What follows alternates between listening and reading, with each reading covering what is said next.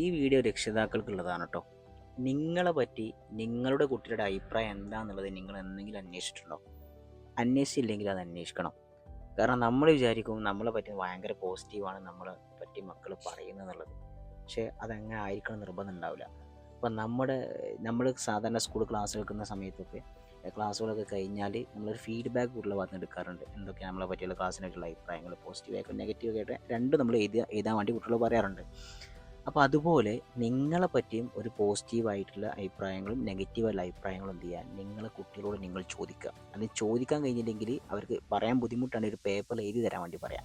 അങ്ങനെയാണ് സമയത്ത് നമുക്കൊരു സെൽഫ് ഇവാലുവേഷൻ നമുക്ക് നടക്കും. അതായത് നമ്മൾ വിചാരിക്കുന്ന ചില പോസിറ്റീവ് കാര്യങ്ങൾ കുട്ടിയെ സംബന്ധിച്ചിടത്തോളം അത് നെഗറ്റീവ് ആയിരിക്കും. അങ്ങനെയാണെങ്കിലേ നമുക്ക് കാര്യങ്ങൾ മനസ്സിലാവുള്ളൂ. നമ്മളിപ്പോൾ സാധാരണ എന്ത് പ്രൊഡക്റ്റ് വാങ്ങുകയാണെങ്കിലും നമ്മൾ അതിനൊക്കെ ഫീഡ്ബാക്ക് നമ്മൾ കൊടുക്കാറുണ്ട്. അപ്പോൾ അതുപോലെ നമ്മളെ പറ്റിയുള്ളൊരു ഫീഡ്ബാക്ക് കുട്ടികളെ നമ്മൾ എടുപ്പിക്കുക. അത് നമ്മളൊരു ഫാമിലി ലൈഫിനെ നന്നായിട്ട് മുമ്പോട്ട് കൊണ്ടുപോകാനും കുട്ടികളെ നന്നായിട്ട് വളർത്താനും അത് സഹായിക്കും.